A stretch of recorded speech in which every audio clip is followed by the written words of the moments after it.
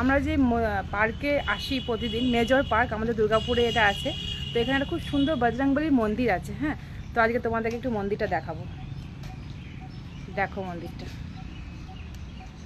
দেখতে পাচ্ছ বজরংবলীর মূর্তিটা একদম ছোট্ট, খুব সুন্দর মূর্তিটা, দেখছো?